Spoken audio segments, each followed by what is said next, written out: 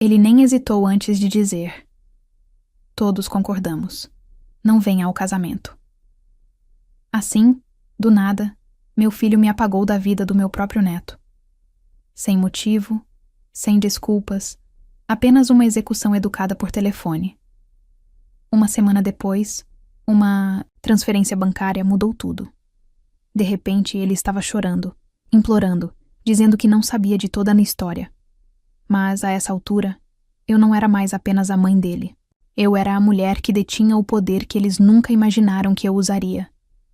Antes de começarmos, curtam, inscrevam-se e, por favor, contem para mim e para os outros. Qual é uma lição de vida que todos deveriam aprender antes que seja tarde? Compartilhem nos comentários abaixo. Obrigada. Eu estava no quintal, aparando minhas roseiras, quando meu telefone vibrou no bolso do meu cardigã. Limpei as luvas no avental e atendi sem verificar o identificador de chamadas, porque só uma pessoa me liga hoje em dia. Meu filho, Ricardo. Ei, mãe, ele disse. E sua voz já tinha aquele tom, fria, mas fingindo estar calma, como se tivesse ensaiado o que ia dizer. Só queria te avisar que o casamento do Felipe é sábado. Conversamos e concordamos que provavelmente seria melhor você não vir. Eu não disse nada. Não porque estivesse chocada, mas porque não estava. Algo no meu íntimo vinha me preparando para isso há semanas. Apenas esperei, deixando o silêncio fazê-lo se contorcer. Ele acrescentou: não é nada pessoal. A Paula disse que talvez fosse demais para você, sabe, com suas memórias. Minhas memórias. Quase ri. Tenho 72 anos. Não sou um cadáver. Ainda administro minhas próprias finanças. Preparo todas as refeições do zero. E nunca me esqueci de um aniversário. Mas Paula, a nora perfeita, com o sorriso frio e a voz áspera, vinha plantando essa semente há meses. Eu podia sentir. Eu nem perguntei o que queriam dizer. Eu já conhecia a Paula. Provavelmente o Felipe também. Talvez até aquela prima dela, a Simone, que se diz terapeuta familiar depois de um certificado online. É o que o Felipe quer, acrescentou Ricardo, como se isso fosse suavizar o golpe. Pensei no Felipe aos 5 anos, se escondendo atrás das minhas pernas durante as tempestades, sussurrando que eu o fazia se sentir seguro. Aos 10, quando o levei a um jogo do Palmeiras e ele disse que foi o melhor dia da vida dele. Aos 16, quando avalizei o financiamento do carro porque Ricardo disse que não tinha dinheiro para pagar naquele mês. Mas, aparentemente, aos 25, Felipe queria um casamento sem a avó. Olhei para o céu e vi 2 falcões voando em círculos bem acima do sicômoro, silenciosos e indiferentes. Ok, eu disse, e desliguei. Fiquei ali parada por um instante, com o celular, ainda na mão, até a tela ficar preta. Então entrei, tirei o convite da geladeira e joguei no lixo. Não chorei, não gritei. Abri o freezer, peguei uma porção de massa de biscoito que eu tinha preparado para as lembrancinhas do casamento, açúcar de limão com gotas de chocolate, branco, e coloquei no forno como se nada tivesse acontecido.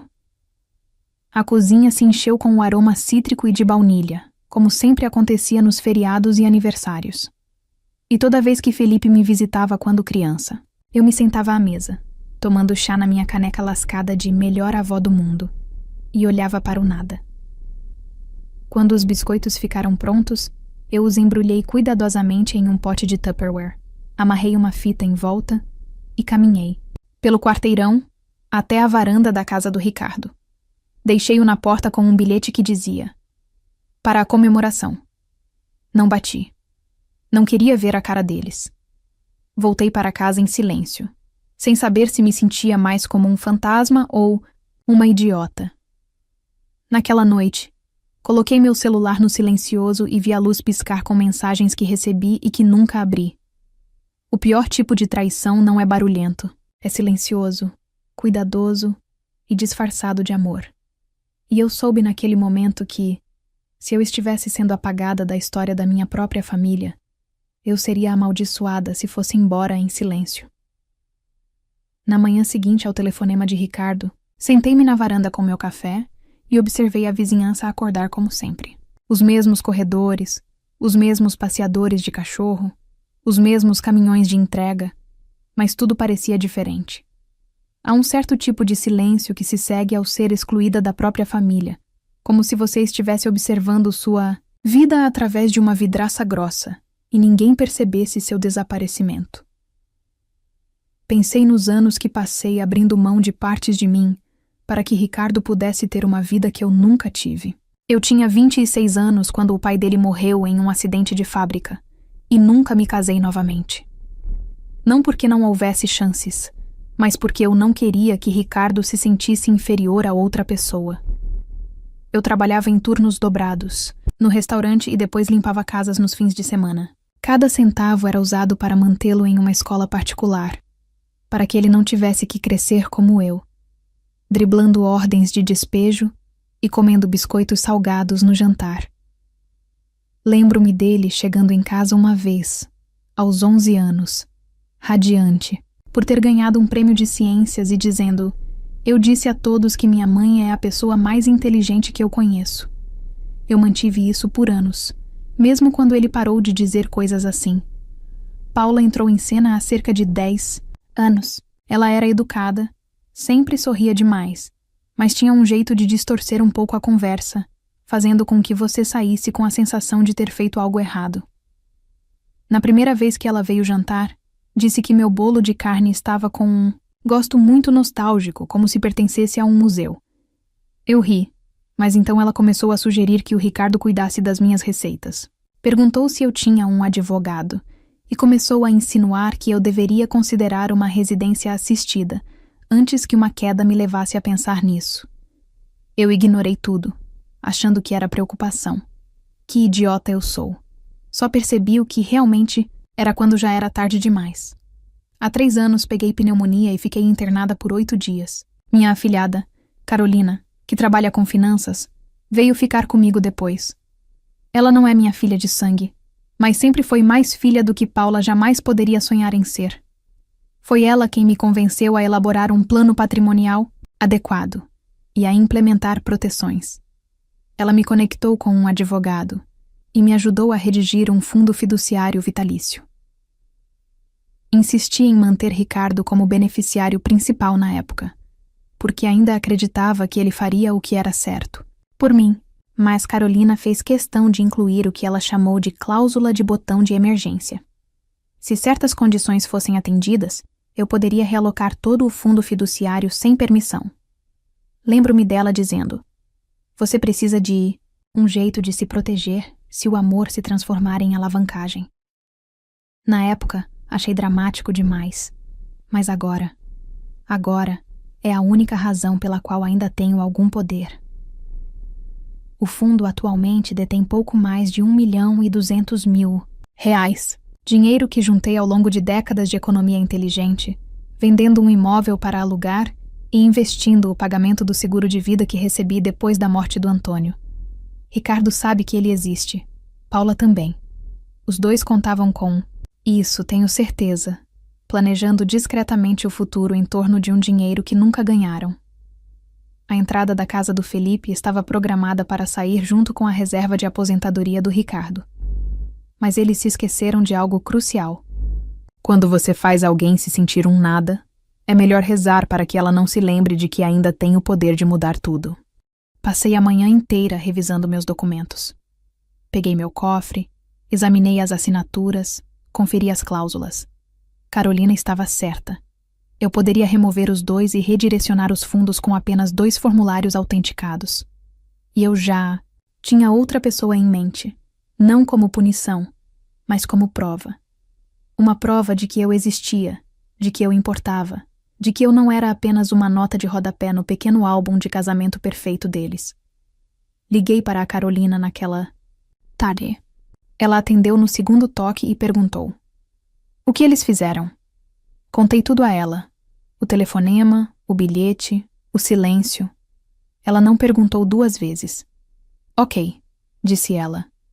"Então vamos lembrá-los de quem eles subestimaram."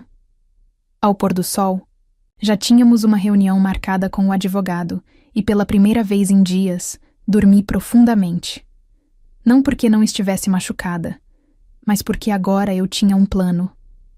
2 dias antes do casamento, fiquei no supermercado olhando para uma caixa de extrato de baunilha por 1 minuto inteiro, até perceber que não tinha motivo para estar ali. Eu havia planejado fazer o bolo de limão favorito do Felipe para levar ao ensaio-jantar, uma tradição desde os 10 anos dele, mas agora eu nem sequer havia sido convidada. Mesmo assim, andei pelos corredores por hábito, pegando a mesma manteiga e açúcar que comprava há anos, porque parte de mim ainda não conseguia acreditar que aquilo estava realmente acontecendo. No caixa, Márcia, a mesma moça que trabalha lá desde a época do ensino médio, sorriu e perguntou se eu estava animada para o grande fim de semana. O Felipe vai se casar, né? A cidade inteira está agitada. Assenti e murmurei algo sobre estar ocupada, mas por dentro eu sentia como se estivesse derretendo de dentro para fora. Não era só a exclusão. Todos presumiam que eu estaria lá. Era assim que eu sempre estive, entrelaçada no tecido desta família.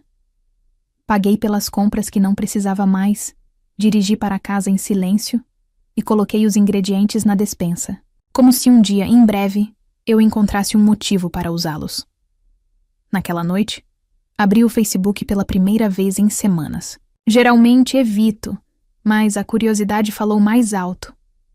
Paula postou uma foto em preto e branco dela com o Felipe na praia, durante o ensaio de noivado, com a legenda: "Neste fim de semana, dizemos sim, cercados por aqueles que nos apoiaram, nos amaram e nos apoiam incondicionalmente." Os comentários estavam cheios de emojis de coração e parabéns, mas um da prima dela, Simone, me fez gelar o sangue. "Que bom que você cortou a energia tóxica. Sangue nem sempre é família." Outro comentou: "Orgulhoso de você por proteger sua paz." Meu estômago embrulhou.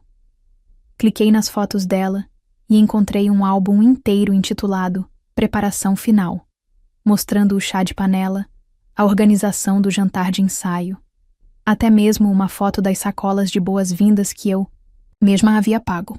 Sacolas personalizadas, com monograma, recheadas de salgadinhos locais e bilhetes escritos à mão que eu havia impresso meses antes. Não fui marcada nem mencionada uma única vez. Então, vi um vídeo curto gravado na minha própria sala de estar, meses atrás, durante o jantar de planejamento do noivado. Foi postado sem o meu conhecimento.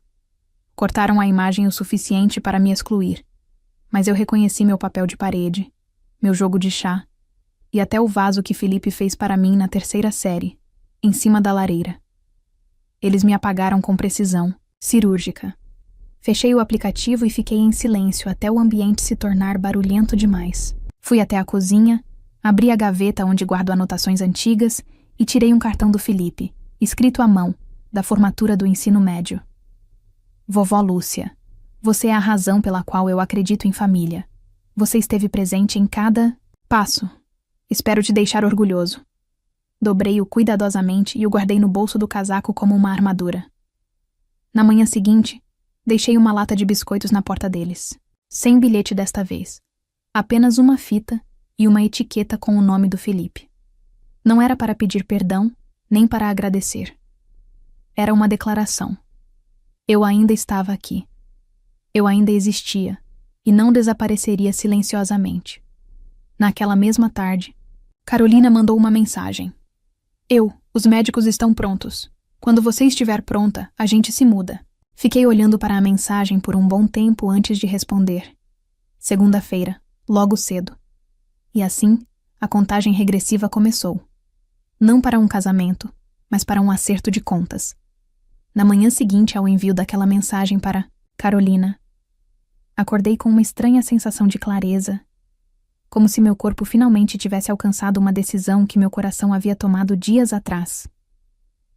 Vesti calças e uma blusa limpa, penteei meu cabelo com cuidado e coloquei os brincos de ouro que Antônio me deu em nosso aniversário, em 1982. Aqueles que eu só uso quando preciso me lembrar de quem eu era, antes de a vida corroer minha fragilidade. Carolina me pegou às 9 em ponto, com um café na mão, a pasta no banco ao lado e um olhar que dizia que ela nunca mais deixaria ninguém me intimidar. O escritório de advocacia era tranquilo. aninhado em uma fileira de casas de tijolos reformadas no centro da cidade. E no momento em que entramos, senti o peso do que eu estava prestes a fazer se acomodar sobre meus ombros, como uma colcha costurada tanto com desgosto quanto com determinação. A advogada, uma mulher chamada Sara, de voz firme e olhar bondoso, nos cumprimentou e trouxe os documentos. Sentamos em uma pequena sala de conferências, com uma tigela de balas de menta entre nós e o zumbido suave de um ventilador de teto que me lembrou de consultas médicas. Esta, disse ela apontando para a página inicial, é a revisão que remove Ricardo e Paula como beneficiários do fundo familiar. Os novos beneficiários serão Carolina Collins, com efeito imediato, e Felipe, aguardando a conclusão da sua condição pessoal. Ela fez uma pausa. Você ainda quer essa cláusula incluída? Concordei. Se ele não vier me ver pessoalmente, dentro de 30 dias a partir de hoje, não receberá nada. Sara ergueu uma sobrancelha, mas não disse nada. Ela deslizou a caneta em minha direção. Minha mão tremeu levemente enquanto eu assinava. Iniciais aqui, assinatura ali, repetidamente até terminar. Carolina acrescentou a dela como testemunha. A última página se encaixou enquanto Shannon montava a pasta. Agora é juridicamente vinculativo, disse ela. Se algo acontecer com você, este documento entra em vigor imediatamente. Mas e se mudar de ideia? Ele só poderá ser desfeito pessoalmente, com ambas as partes presentes, mediante autenticação em cartório. Agradeci, sentindo como se tivesse acabado de selar meu próprio obituário. Não com arrependimento, mas com poder. Ao sairmos do prédio, Carolina me entregou um envelope. Este é o recibo de transferência de fundos. 250 mil reais já foram transferidos para o seu nome, sinalizados como transição de herança. É o teste. Se eles perceberem, e perceberão, saberão que algo mudou. Peguei o envelope sem dizer uma palavra. Sentei-me no banco do passageiro e observei as árvores passarem rapidamente no caminho para casa. Na hora do jantar, eu estava sentada à mesa da cozinha, observando o sol se pôr através das cortinas, quando meu telefone vibrou. Ricardo. Fiquei olhando para a tela por 30 segundos inteiros antes de recusar a chamada. Vibrou novamente 5 minutos depois. Depois, outra mensagem. Precisamos conversar. Urgente. Não respondi. Outra mensagem. Se seguiu. É sobre o fundo? E então, a entrada do Felipe. O que está acontecendo, mãe? Senti algo se partir dentro de mim. Não tristeza, nem raiva.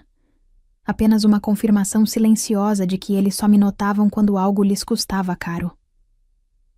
Não respondi. Coloquei o telefone sobre a mesa. Levantei-me, servi-me uma taça de vinho e sentei-me na varanda dos fundos, ouvindo as cigarras gritarem no crepúsculo. Pela primeira vez em anos, não me senti invisível. Eu me senti vista.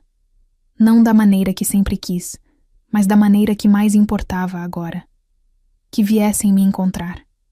Não por um favor, não por dinheiro, não por cerimônia, mas porque finalmente perceberam que haviam construído toda a sua base em alguém que jamais esperaram que se levantasse e fosse embora. A batida na porta veio pouco antes do meio-dia do dia seguinte.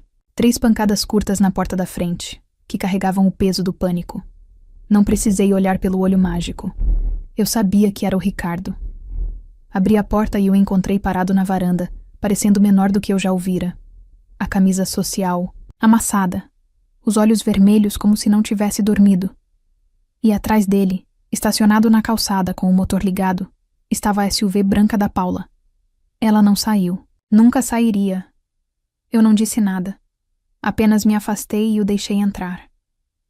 Ele entrou na sala como se fosse um território desconhecido, olhando ao redor para os mesmos móveis com os quais cresceu, as mesmas paredes que guardavam suas fotos de formatura e desenhos de infância.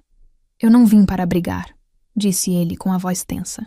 Eu só preciso entender o que está acontecendo. Passei por ele e fui até a cozinha, ligando a chaleira. Você foi removido do fundo, eu disse claramente. A Paula também. Os fundos foram realocados. Ele me seguiu, parado na porta, como se não tivesse certeza se tinha permissão para sentar. Mas por quê? Por que agora? Virei-me para encará-lo e, pela primeira vez, não me mexi. Você me disse para não ir ao casamento do meu neto. Disse que era o que todos queriam, então eu obedeci. O rosto dele se contorceu como se tivesse levado um tapa. Não foi nada disso. A Paula disse que você estava se esquecendo, que talvez fosse muito estressante para você. Eu não queria te machucar. Coloquei 2 canecas no balcão e servi o chá. Você não queria me machucar, mas deixou que ela me pintasse como instável. Deixou que ela me excluísse de todos os eventos, de todas as conversas. E deixou o Felipe acreditar que eu não me importava o suficiente para aparecer. Ele sentou-se lentamente à mesa, massageando as têmporas. Eu não sabia do dinheiro para a casa do Felipe. Aquela entrada fazia parte do presente de casamento. Estávamos contando com isso. Misturei mel na minha xícara, com as mãos calmas, mesmo com o coração apertado contra as costelas. Você estava contando com o dinheiro de alguém que nem queria na sala. Me diga como isso faz sentido. Ele não respondeu. Apenas olhou para o vapor que saía da caneca. Mãe, ele disse finalmente. Isso não é mais só uma questão de mágoas. O Felipe está arrasado. Ele achou que você o estava ignorando. A Paula disse a ele que você não queria se envolver, que estava confusa, talvez até mesmo se esquivando um pouco. Eu ri uma vez, baixo e amargo. Ela vem preparando esse terreno há anos, sussurrando pelas minhas costas, distorcendo tudo. E você deixou. Você ficou parado enquanto ela reescrevia a história da nossa família em tempo real. Ele olhou para a mesa como se ela pudesse lhe dar as palavras que ele não conseguia encontrar. Eu não sabia até onde aquilo tinha ido. Peguei o envelope que havia preparado naquela manhã. Dentro, havia uma captura de tela impressa do resumo do fundo, uma lista de dispersões e uma carta que eu havia escrito à mão. Deslizei-o sobre a mesa. É isso que você não vai receber. Não porque eu queira te punir, mas porque eu precisava me lembrar de que ainda tinha voz nesta família. Ele pegou o papel com as mãos trêmulas, examinou-o, e quando chegou a cláusula sobre a necessidade de Felipe me visitar pessoalmente, em 30 dias, ergueu os olhos, confuso. Você ainda deixaria algo para o Felipe? Olhei fixamente para ele. Se ele decidir vir me ver, não porque é forçado, mas porque quer saber a verdade. Então sim, eu ainda acredito que ele pode, mas não através de você. Nem através dela, ele engoliu em seco. Você não sabe o que isso vai fazer. Não, eu disse. Você não sabe o que ele já fez. Ficamos sentados em silêncio, até o som da buzina da Paula. Uma vez, brusco e impaciente, cortou o silêncio como uma lâmina. Ricardo se levantou lentamente, agarrando o envelope como uma tábua de salvação, e hesitou diante da porta. Se ele vier, que seja nos termos dele, eu disse, nem nos seus, nem nos dela. Ele assentiu com os olhos brilhantes e saiu sem dizer mais nada. Não o observei ir embora. Apenas me sentei com meu chá, ainda quente, e encarei a cadeira vazia à minha frente, onde meu filho estivera. Não mais um menino que precisava da mãe, mas um homem que finalmente viu o que acontece quando você deixa outra pessoa apagar a história da sua mãe. Eu não esperava que ele voltasse no dia seguinte, mas voltou. Desta vez, sem Paula e sem o pânico na voz. Apenas uma batida lenta e um silêncio pesado. Abri a porta, e Ricardo estava lá, segurando uma pasta como se pesasse uns 45 quilos. O rosto tenso e pálido. Podemos conversar? Perguntou. Assenti e o deixei entrar, mas não ofereci café ou chá dessa vez. Apenas me sentei na sala e esperei. Ele sentou na cadeira à minha frente e abriu a pasta. Depois que saí ontem, comecei a vasculhar nossas contas compartilhadas, e-mails e até os backups na nuvem da Paula. Eu não queria acreditar, mãe. Ele tirou impressões. páginas de mensagens de texto, capturas de tela de redes sociais, convites de calendário. Coisas que tinham meu nome, mas não foram enviadas por mim. Mensagens falsas em que eu supostamente cancelava provas de roupa ou recusava convites para brunches. Conversas no Facebook com meu nome ao lado de comentários sarcásticos que eu nunca disse. Ela inventava conversas, disse ele baixinho. Contou ao Felipe que você disse que a noiva dele era inferior a ele e que não aprovava o casamento. Ela até editou suas mensagens de voz, mãe. Emendou trechos para dar a impressão de que você estava confusa ou reclamando. Ele me entregou uma página. Era a transcrição de uma mensagem que eu supostamente deixei, na qual eu reclamava sobre ter sido excluída de um casamentozinho cafona e dizia que eles se arrependeriam de me contrariar. Mas reconheci o tom, a frase sucinta. Nada daquilo soava como eu. Ela tocou isso para o Felipe, ele disse. Foi por isso que ele acreditou. Ele achou que você não queria estar lá. Senti algo se instalar no meu peito. Não era raiva, nem mesmo tristeza. Apenas uma compreensão densa e fria. Levantei-me e fui até o armário perto do corredor, onde guardo as coisas importantes. Peguei um pendrive e uma transcrição impressa da minha própria mensagem de voz. E quando voltei, entreguei a ele. Isso é de 2 natais atrás, eu disse. A Paula ligou depois de beber demais e esqueceu que estava deixando um recado. Ela disse que eu era um parasita. Disse que você precisava me tirar da jogada agora, antes que eu envenenasse o Felipe também. Eu nunca toquei isso para você. Eu não queria causar problemas. Ele ouviu a gravação com a cabeça baixa, como se estivesse na igreja, e quando terminou, ficou em silêncio por um longo tempo. Quando finalmente olhou para cima, seus olhos estavam vidrados. Ela me disse que você estava se afastando da realidade, que estava paranoica. Disse que você estava acusando as pessoas de coisas que não aconteceram. Assenti lentamente. E você acreditou nela. Eu não queria. Ele sussurrou. Mas eu também não a impedi. Sentei-me em frente a ele. Você a deixou construir uma história em que eu era a vilã, porque era mais fácil do que confrontar o fato de que ela poderia ser a causadora da podridão.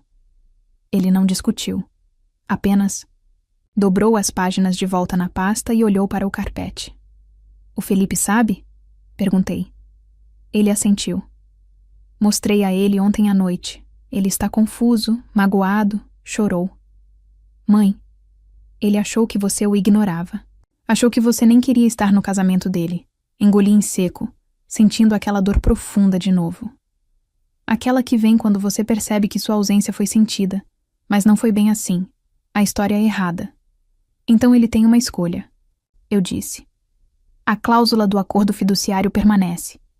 Se ele quiser me conhecer de novo, sabe onde me encontrar. Ricardo assentiu novamente e se levantou lentamente. O que acontece agora? Agora? Eu disse. Você decide se vai. Ser o marido dela ou meu filho. Mas de qualquer forma, estou farta de ser apagada em silêncio. Ele caminhou até a porta e parou com a mão na maçaneta. Se eu conseguir desfazer, você não consegue. Eu disse baixinho. Mas pode parar de fingir que não aconteceu. Então ele foi embora e eu fiquei lá sozinha. Sem me quebrar, sem ferver. Finalmente com a visão clara o suficiente para ver exatamente quem estava conduzindo o navio em direção ao iceberg e quem estava aplaudindo da costa.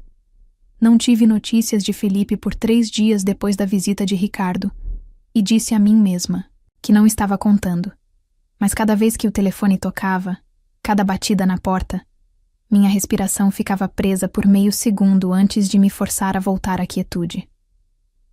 No 4º dia, logo depois do almoço, ele apareceu, sem aviso. Apenas ele na minha varanda, segurando um pedaço de papel dobrado na mão, com aquele mesmo olhar inseguro que costumava ter quando menino, quando trazia para casa um boletim ruim. Abri a porta devagar e não disse nada. Apenas esperei. Posso entrar? Perguntou ele.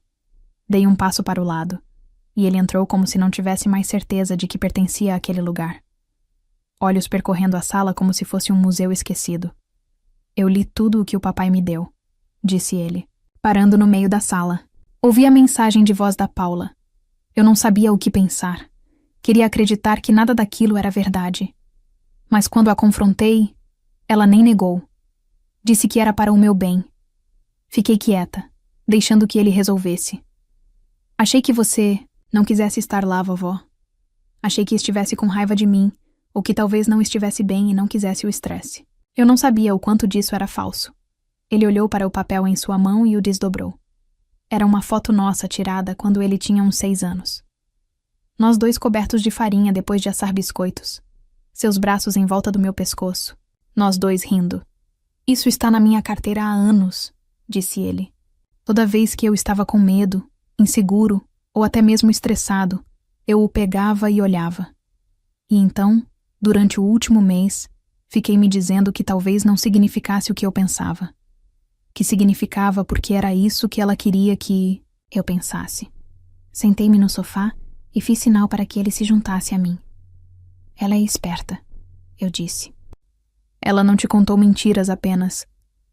Ela as contou com a minha voz. Ela usou a sua confiança contra você. Ele assentiu, engolindo em seco. E eu deixei, olhei-o fixamente nos olhos. Você fez, mas agora você está aqui.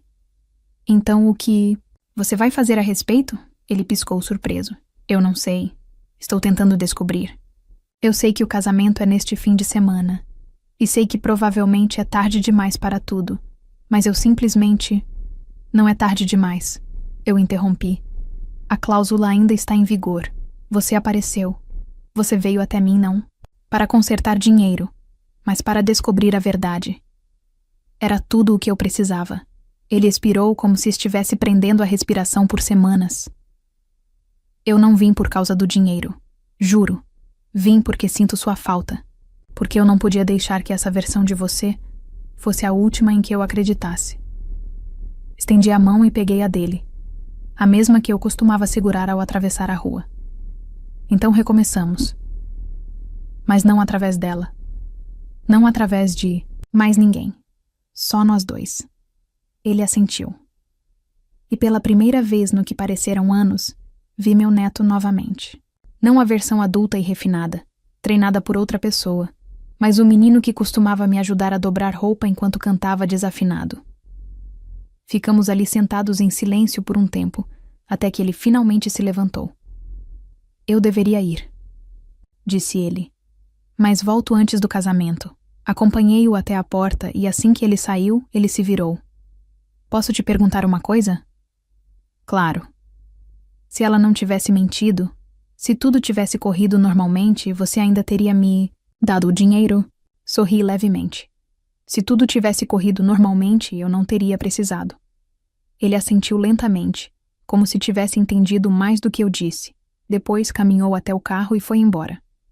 E enquanto eu o observava ir embora, percebi que talvez, só talvez, a história da qual eu estava sendo escrita ainda não tivesse terminado. Na noite seguinte, eu estava no corredor de congelados, tentando decidir entre torta de frango e lasanha, quando ouvi a voz dela atrás de mim, baixa e cortante como uma lâmina envolta em seda. Que bom ver você. Virei-me, e lá estava ela, Paula. De braços cruzados, lábios comprimidos naquele meio sorriso perfeito que ela usava quando queria, fingir que não tinha acabado de estripar alguém. Não respondi, apenas esperei. Ela se aproximou, baixando a voz. Aquele pequeno gesto de confiança, bem maduro. Acha que isso prova alguma coisa? Acho que isso prova que você subestimou a mulher errada. Zombou ela. Você passou a vida inteira agarrada ao Ricardo e ao Felipe como se eles lhe devessem alguma coisa. Acha que, por ter pago por algumas coisas, consegue controlar todo. Mundo, eu não pisquei. Dei mais do que dinheiro. Dei anos, tempo, amor. Você reescreveu a história e esperava que eu agradecesse pelas edições. Ela se aproximou. Eu não reescrevi nada. Apenas limpei a narrativa. Você sempre foi a viúva pobre que precisava de um pedestal. Ricardo precisava de espaço. Felipe precisava de limites. Você fez tudo girar em torno de você. Eu a observei atentamente, procurando uma rachadura em sua máscara. Você disse a ele que eu tinha problemas de memória. Disse às pessoas que eu era instável. Acusei. Ela não se mexeu. Porque você é. Quem obriga o neto a passar por todos os trâmites legais só para receber o que lhe é devido? Respirei fundo, sentindo o aperto no peito se tornar inabalável. Você não decide o que devo a ninguém. Felipe veio até mim por conta própria. Ele viu através de você. O maxilar dela se apertou. Você o envenenou contra mim. Balancei a cabeça lentamente. Você fez isso sozinha. Esqueceu-se de uma coisa. Manipulação sempre deixa impressões digitais. E, eventualmente, a luz as encontra. Ela pareceu querer cuspir, mas então deu um sorriso irônico. Aproveite sua pequena vitória. Ela não vai durar. Ricardo ainda é meu marido. Felipe ainda é meu filho. E você ainda está sozinha. Sorri, calma e inabalável. Talvez, mas estou sozinha com meu nome intacto. Passei por ela sem esperar resposta. Deixei o carrinho para trás e fui para casa com nada além de silêncio e adrenalina nas veias. Naquela noite, pouco antes da meia-noite, meu telefone vibrou. Era Felipe. Uma linha. Tenho a gravação. Ela admitiu tudo. Sentei-me lentamente, relendo as palavras dele, até que se tornassem indistintas. Ele prosseguiu. Eu nem perguntei. Ela simplesmente foi embora. Disse. Você sempre colocava as pessoas contra. Ela. Eu gravei tudo. Meus dedos pairaram sobre a tela. Mande para o seu pai primeiro. Respondi. Ele precisa ouvir da boca dela, não da minha. Já fiz. Ele não respondeu. Olhei pela janela, observando uma mariposa esvoaçar contra o vidro, estupidamente atraída, por uma luz que jamais alcançaria. Ricardo ouviria a verdade agora, sem filtro, sem edição. Não através de mim, não através da negação, mas da própria voz dela. A mulher que ele escolhera, aquela que ele defendia, agora se expondo sem nem perceber. Pensei nos anos que passei mordendo a língua, nos sacrifícios tornados invisíveis, nas desculpas que dei para a crueldade de todos só para manter a paz. Mas a paz nunca existiu de verdade. Era apenas silêncio sobre a podridão. Agora o silêncio se fora, e o que viria a seguir finalmente seria honesto. 2 dias depois, Ricardo ligou e pediu para marcar um horário para todos se encontrarem. Eu, ele, Felipe, Paula, Carolina e, para minha surpresa, a irmã do meu falecido marido, Carla, com quem eu não falava havia mais de 1 ano. Precisamos esclarecer tudo, disse ele com a voz monótona de um homem que finalmente viu o fogo queimar, os muros que ajudou a construir. Concordei, mas apenas nos meus termos. Minha casa, meu tempo, minhas regras. A reunião estava marcada para o domingo à tarde. Passei aquela manhã arrumando cadeiras na sala de estar, organizando pastas na mesa de centro, uma para cada um. Cada pasta continha cópias da emenda à confiança, capturas de tela das mensagens de texto fabricadas por Paula, registros de transações bancárias e transcrições de gravações de correio de voz, incluindo a mais recente que Felipe me enviou, onde Paula desabafou por 3 minutos inteiros sobre como eu havia infectado a família com a vitimização e feito todos se sentirem culpados por serem bem-sucedidos. Quando eles chegaram, eu não estava nervosa. Estava preparada. Ricardo entrou primeiro, ombros rígidos, olhos cansados. Felipe veio em seguida, com uma expressão indecifrável. Paula entrou por último, sem contato visual, com a boca pressionada em uma linha fina. Carolina estava pronta, sentada ao meu lado, calma e alerta. Carla entrou segurando um caderno e uma caneta, como se estivesse se preparando para tomar depoimentos. Esperei até que todos se sentassem antes de falar. Quero deixar algo claro. Não se trata de vingança. Trata-se de responsabilização. Entreguei uma pasta a cada um. O que vocês encontrarão dentro é a documentação dos últimos 6 meses. Ligações que nunca recebi, mensagens que nunca enviei, conversas que nunca aconteceram, mas que foram usadas para me excluir dos momentos da minha própria família. Paula revirou os olhos. Isso é um absurdo. Você está tratando isso como um tribunal. Olhei diretamente para ela. Você tem razão. Porque é disso que você tem fugido. Provas, fatos e pessoas que não esquecem a verdade só porque você a reescreve em voz alta. Ricardo abriu sua pasta e olhou para o conteúdo, em silêncio. Felipe sentou-se ao lado dele, já tendo lido a maior parte. Carolina pigarreou. Cada dispersão financeira está documentada, cada transferência de confiança. A cláusula que exigia que Felipe se encontrasse com Lúcia era legal. E agora, foi cumprida. Paula se virou para Ricardo. Você vai mesmo ficar sentado aí e deixar que façam isso comigo? Ricardo não ergueu os olhos. Você mentiu, disse ele em voz baixa. Para mim, para Felipe, para todos. E eu deixei você. Ah, me dê um tempo. Ela estalou. Ela está tocando o mártir há décadas. Carla se inclinou para a frente. Você pode querer reconsiderar seu tom. Eu vi o que há nessas pastas. Bate com o que me lembro de anos atrás. Isso não é novo, Paula. Você só ficou mais descuidada. O rosto de Paula ficou ruborizado. Claro, você está do lado dela. Você nunca gostou de mim. Não, disse Carla. Eu só vejo padrões. E já vi esse antes. Ricardo finalmente olhou para mim. Não sei como consertar isso. Você não sabe, respondi. Mas pode começar parando de proteger isso. E não às custas das pessoas que estavam ali e caminharam até mim, colocando uma das mãos no meu ombro. E naquele pequeno gesto, me senti mais vista do que em meses. Paula soltou uma risada ofegante, como se a sala tivesse se voltado contra. Ela não conseguisse mais encontrar o roteiro. Isso é loucura. Vocês estão acreditando em uma narrativa construída sobre paranoia e culpa. Encontrei seus olhos, calmos e diretos. Não. Finalmente estamos rejeitando algo construído sobre silêncio e medo.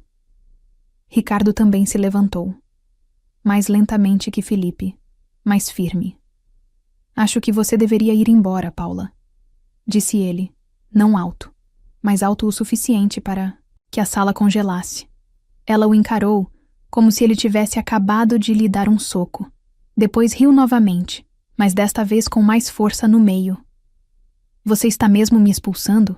Estou pedindo para você sair para que o resto de nós possa falar honestamente, sem ser manipulado novamente, respondeu ele.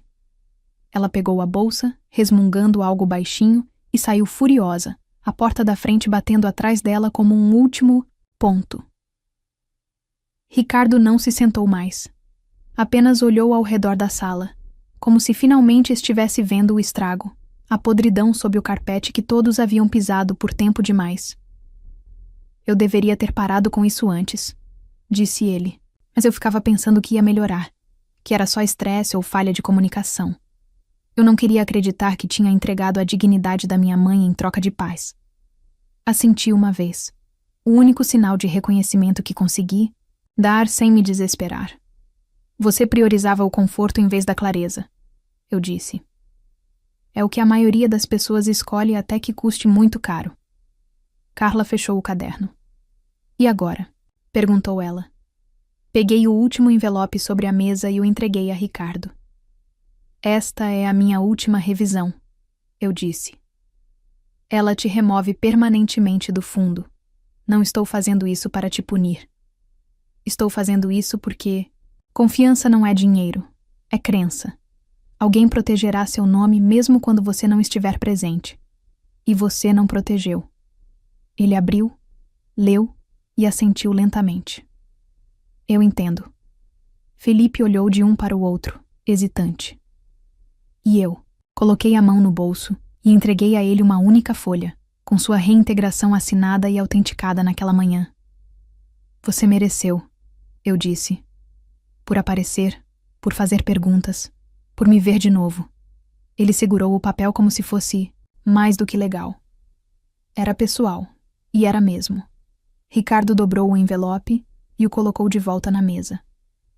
Aconteça o que acontecer com a Paula, não espero nada. Mas quero pedir desculpas, não só por isso, mas por todas as vezes que a deixei tomar o seu lugar. Não falei nada. Apenas o observei por um longo momento e disse: o pedido de desculpas não é o fim, Ricardo. É o começo, mas só se suas ações também mudarem. Ele assentiu, com os olhos brilhando. Depois se virou e caminhou em direção à porta da frente, sem precisar que me mandassem. E quando ela se fechou atrás dele, exalei, não de alívio, mas de determinação.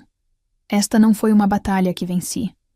Foi uma guerra à qual sobrevivi, e o campo de batalha, pela primeira vez, pertencia à verdade. O casamento aconteceu e passou uma semana depois, e eu não fui, não porque não fosse, mais bem-vinda, mas porque escolhi não ir. Eu já tinha visto o suficiente, suportado o suficiente, e o que eu precisava daquela família não era uma foto no álbum deles, ou um sorriso educado em uma recepção que ajudei a financiar. O que eu precisava já estava acontecendo discretamente, no espaço que eles nunca imaginaram que eu tomaria para mim. Felipe veio me visitar no dia seguinte à cerimônia. Ele usava o mesmo terno, mas sem gravata, e carregava 2 fatias de bolo de casamento que sobraram em uma caixa de confeitaria. Sentamos na varanda, sob o sol do fim da tarde, comendo em silêncio por um tempo, até que ele finalmente disse: não foi a mesma coisa sem você. Assenti, sem precisar responder. Ela manteve distância, acrescentou ele. Ricardo disse a ela que, se ela sequer olhasse para você de soslaio de novo, ele pediria a separação. Ela não reagiu bem. Olhei para ele com atenção. E você? Ele deu de ombros. Ainda não sei. Somos casados. Eu a amo, mas estou vendo coisas agora que não me permitia ver antes. É difícil olhar para alguém da mesma forma depois de ouvi-lo mentir na voz da sua avó. Deixei isso passar, sem apressá-lo. Mas estou feliz por ter visto. Estou feliz por ter vindo até você, antes que fosse tarde demais. Sorri gentilmente. É assim que o amor se parece, aparecendo antes que a porta se feche. Ele enfiou a mão no bolso e tirou a foto nossa que eu tinha visto antes. A foto borrada de biscoitos cobertos de flores, de nós 2 rindo na minha antiga cozinha. Eu a tinha na carteira no altar, disse ele. Não para dar sorte, mas para a verdade. Porque você é a razão pela qual eu sei amar alguém sem esperar nada em troca. Minha garganta apertou, mas eu me contive. Continue assim, eu disse. E não deixe que ninguém te convença de novo de que proteger alguém significa se esconder da verdade. Ele assentiu lentamente. E o papai? Desviei o olhar. Isso é entre ele e ele agora. Ele fez as escolhas dele. Não estou mais aqui para lidar com as consequências. Estou aqui apenas para viver o resto da minha vida nos meus termos. Felipe não discutiu. Ele entendeu. Ficamos sentados até o sol começar a se pôr atrás das árvores, até os insetos saírem e o ar ficar mais frio. Quando ele finalmente se levantou para ir embora, me abraçou forte, não como uma despedida, mas como um recomeço. Obrigada, sussurrou ele, por tudo. Depois que ele saiu, voltei para dentro, tirei o convite de casamento da gaveta onde o havia escondido e o coloquei em um álbum de fotos, bem ao lado, dos documentos legais que mudaram tudo. Eu não estava apagando a história. Eu estava registrando-a corretamente. Naquela noite, servi-me de uma taça de vinho, desliguei o celular e sentei na minha cadeira favorita perto da janela, observando o mundo se acomodar ao meu redor. Sem barulho, sem pretensão, apenas paz. O tipo de paz que você conquista quando finalmente para de pedir que as pessoas vejam o seu valor e começa a viver como se elas nunca tivessem precisado.